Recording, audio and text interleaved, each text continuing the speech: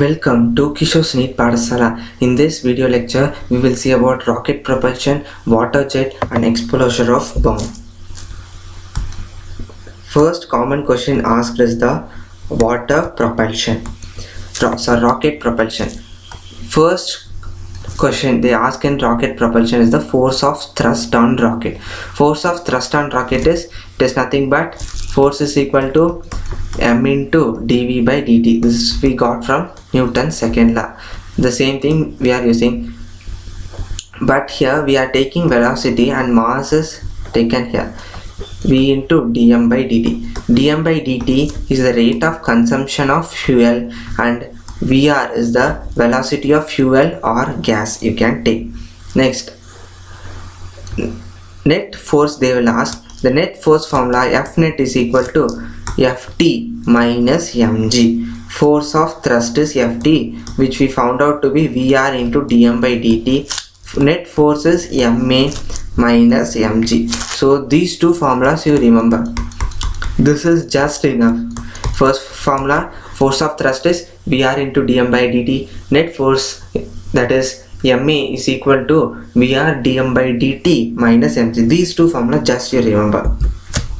Now let us see this numerical based on the rocket propulsion. 5000 kg rocket is fired in vertical.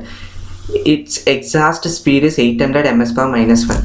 That is Vr is 800 ms per minus 1. It moves up with acceleration 20 ms per minus 2. Acceleration is 20 ms per minus 2. Amount of gas ejected per second they are asking. So dm by dt is asked. We know the formula ma is equal to Vr dm by dt minus mg. The ma is 5000 into 20.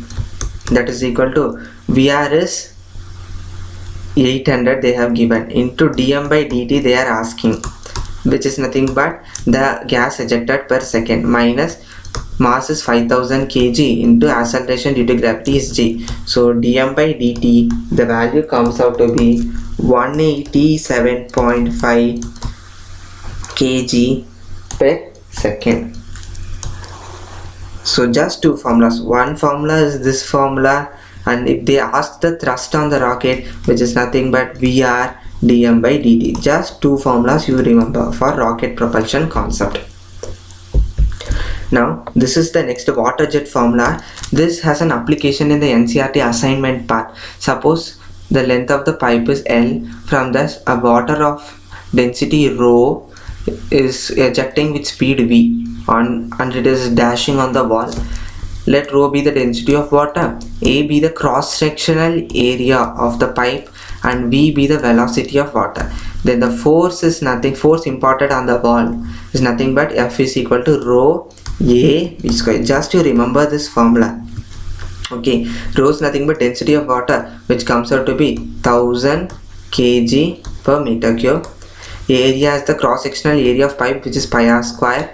R is the radius of cross section and V is the velocity of water. Just to remember this formula. Suppose if it is dashing on the wall and get reflected back, then rho A V square minus of it is, since it is moving in the opposite direction, again minus rho A V square. It comes out to be 2 rho A V square. So these two formula you must remember. Okay, this is the water jet concept. In this chapter on the NCERT assignment part, you can find the question on this concept. Let us move on to this concept of bomb explosion. Okay, this is also a common type of previous year question. You can see, let capital M be the mass of the bomb. It is initially at rest. If it is at rest, then momentum is nothing but mu. If u is 0, then initial momentum is also 0. Now it is splitting into three parts.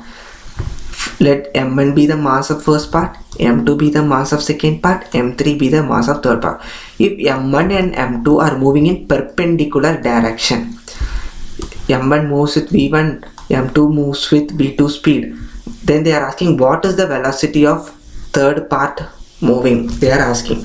Then which is nothing but P3 square is equal to P1 square plus P2 square. This formula you must remember. This is the formula for bomb explosion question. P3 square is equal to P1 square plus P2 square. P3 square is nothing but momentum of P3 is nothing but momentum of third part is equal, so m3v3 is equal to square root of momentum of first part is m1 v1 the whole square, momentum of second part is m2 v2 the whole square. Okay, now let us solve one numerical based on this concept. See, a bomb breaks into three parts. Sorry, a rock splits into three parts. Two of them goes at right angles to each other. Mass 1 kg moves with 12 ms per minus 1. So let us take P3 square is equal to P1 square plus P2 square. Mass 1 kg moves with 12 ms per minus 1 whole square plus second mass 2 kg, it moves with 8 ms per minus 1. 2 kg into 8 ms per minus 1 the whole square. If the third part flies off with speed 4 ms per minus 1, so third part is also moving with 4 ms per minus 1 speed, what is its mass they are asking? The whole square. So m into 16, m square into 16, that is equal to 144 plus 16 into 16. So 16 into 16, 6 6 are 36, 6 3 6 9, 1 6 is 6, 1 is 1, 6 5 1 2 56.